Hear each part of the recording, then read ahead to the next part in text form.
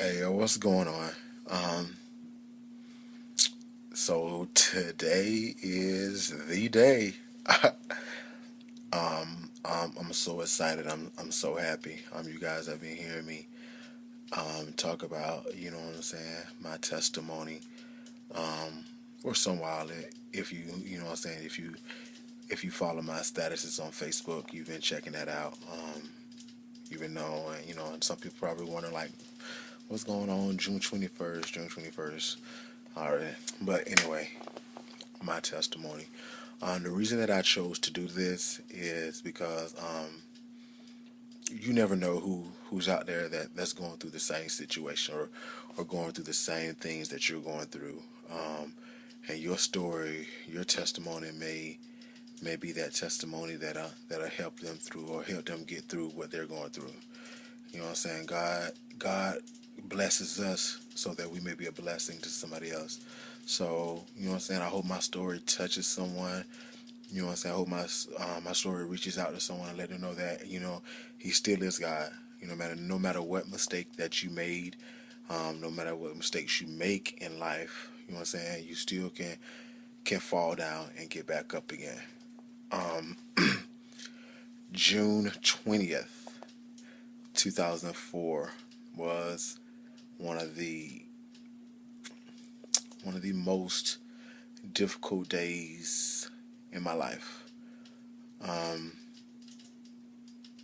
and during this, I'm gonna try not to get emotional, but June 20th, 2004 was the most difficult days of my life. Um, that is when I had to turn myself into the Baldwin County Sheriff's Department. Um, I was sentenced to 9 years. Um, Let me rewind. I was charged with counts, three different counts of something. I'm not going to say what it was, simply because I'm doing this video, but still people are messy and try to use that against you. But know that I was in trouble. The things that I was charged with, I could have got 30 30 years for each count, and I had three counts.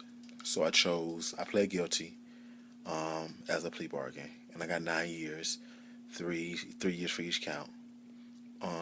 9 years, served the first 18 to 24 months in a probation detention center.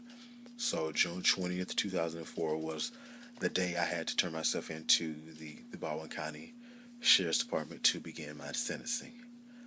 Um, I chose to drive myself there because I didn't want my mom to take me. I'm very emotional. Two, I'm the only child, so I'm a mama's boy, and it was already hard leaving my family for almost 2 years. Um, so I rather have gone by myself, and then my mom came to pick up the car after she got off work. But yeah, June 20th. I was incarcerated from June 20th, 2004, and I got out December 22nd, 2005. Um, those 18 months was the hardest 18 months of my life. I was I don't know if some of you have either worked in a probate, worked in corrections or been to jail, but I was on both sides. I've been a correction officer, and I've actually been to jail. So a lot of people, I guess, if you've been in those one of those situations, you know how the officers are. You know how they try you. You're tested every day. I was tested by the officers. I was tested by the inmates. That's another reason why my mouth is so why my mouth is cocky right now. Simply because I had to defend myself. You know what I'm saying? I had to. You know what I'm saying? I had to man up. You know, because nobody gonna punk me. Um, but then again, I knew I had to do what I had to do in order to get out within those 18 months. If I got in trouble, then it would have extended it. That's how I would have got 24 months. But luckily, glory be to God, I didn't get into any fights. I got in a couple altercations, but as far as fights, I never got into any physical fights. One of the hardest things that happened when I was locked up for me is the passing of my grandfather. My grandfather was like my best friend. He was my father figure. And the sad part is that I didn't even get to say goodbye. My grandfather didn't know I was locked up. Um, and for the first, I think for about the first year, my grandmother didn't know I was locked up. Um, and that's simply because I knew it would be hard on them. You know, they practically raised me. So something like this would have, it would have took a toll on them. But nonetheless, I ended up losing my grandfather, who was also one of my best friends, while I was incarcerated. And the hardest thing about that is I didn't even get a chance to say goodbye. Um, they wouldn't allow me to go to the funeral, even though the judge approved me to go. Um, the people at the facility um, didn't approve for me to go. And so I didn't get a chance to say goodbye. So that sort of haunts me every day. It haunts me. Not as far as haunts me, but it it takes a toll on me. Not being able to say goodbye, not being able to say I love you. Um, so, but that haunted me. But nevertheless, um, fast forward, I got out December 22nd, 2005. Glory be to God. I still, at the time before I got locked up, I was managing at Wendy's. I was able to get out, go back to the same job. Mind you, I was incarcerated for a year and a half, 18 months, 540 days. That's how long I was incarcerated. So I was able to get out, go back to the same job with the same pay that I was making as a manager with Wendy's. Since I've been out, I've been managing Wendy's. I've been a general manager. I'm currently in school, about to get my bachelor's in human resources management. I have a good job. I have a nice car, a 2011 Nissan Altima. I live in the historic district of Atlanta, downtown Atlanta. I travel whenever I feel like that I want to get up and go. Um, I mean, I do what I want. I do what I want to do. I live good, but at the same time, this, I guess, for a quick second, could have all been easily taken away from me. Easily. I'm not really supposed to be. I'm still supposed to be locked up. But today, June 21st, 2013, I can proudly say that I am no longer a ward of the state. I can proudly say that my 9 years have been served. I've served my 9 years. I didn't, without any trouble. Um, of course, I almost got in trouble, and that goes back to saying that, I don't put everything on here how people can be messy. Because I was dating somebody at the time, and I was on curfew. That's another thing. You got to be, as far as probation, you're on curfew. I'm grown. I got to be in the house at 7 o'clock. What? I mean, no. I like to party. 7 o'clock. That's not gonna do it for me. I was in the house at 7, but I was back out by 11. Guy that I was dating, he actually told my probation officer that I was missing curfew, and that's a violation of probation.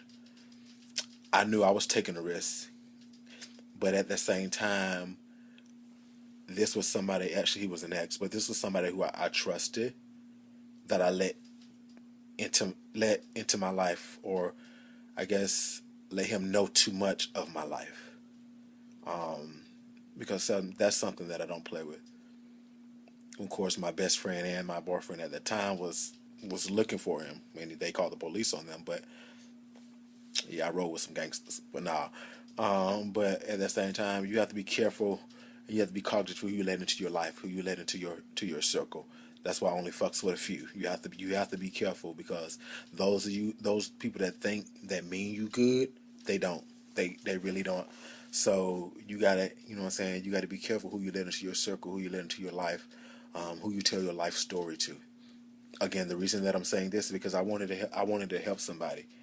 You know what I'm saying? There's somebody out there that may be going through the same thing I'm going through, that may have a felony on their record, and they seemingly can't get a job. That's bullshit. You can get a job. You know what I'm saying? You gotta do like I do.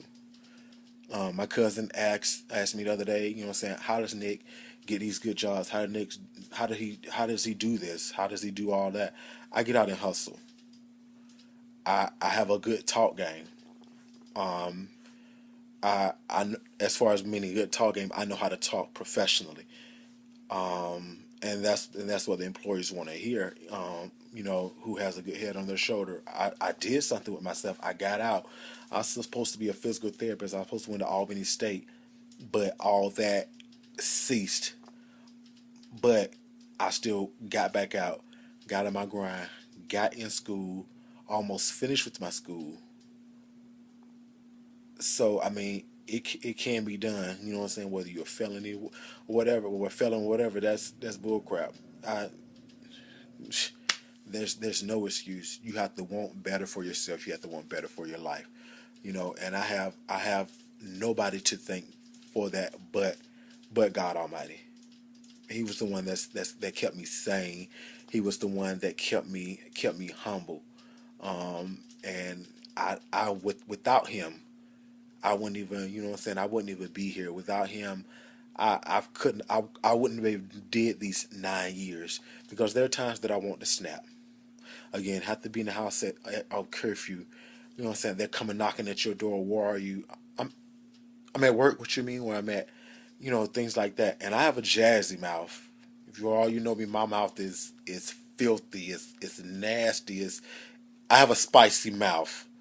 So you know what I'm saying. I don't mind getting with them, but you have to tone all that down. And again, you're a grown man, grown woman, or whatever, and you're being watched like you're a child, and it doesn't feel right. So I knew I had to do what I had to do, just so I can finish these 9 years. They didn't come easy. It didn't come easy. But again, like I said, I really wanted to share this with somebody. Again, I hope it touches somebody, and I hope it blesses somebody. This is my testimony. He took me through this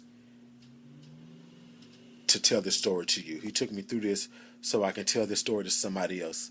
He took me through this just so I can be a blessing. I owe nothing to myself. I didn't do this myself. I owe it all to him.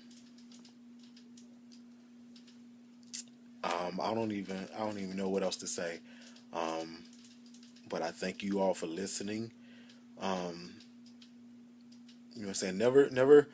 Never judge a book by its cover. You know what I'm saying? Never think that just because they riding good, or they living in a nice house, um they doing this. Some of us they do get it. They do live the fast life, but you know what I'm saying, it most of the time, you know what I'm saying, it came by hard work. So know the story. Know their story before you can see their glory. Know what they've been through. Know what they went through. Hell, know what some of us still are going through, just to have what they have. So for those of you, like I said, that's going through something, going through the same situation that I'm going through something similar, you just gotta stay prayed up. Stay prayed up. Keep your faith in God, because He is real. He is there. So the same God that got me through other things was the same God that got me through this, and will be the same God that's going to get me through whatever in the future. Again, thank you all for listening. I hope it blessed someone. Hope it touches someone. Y'all be easy, all right?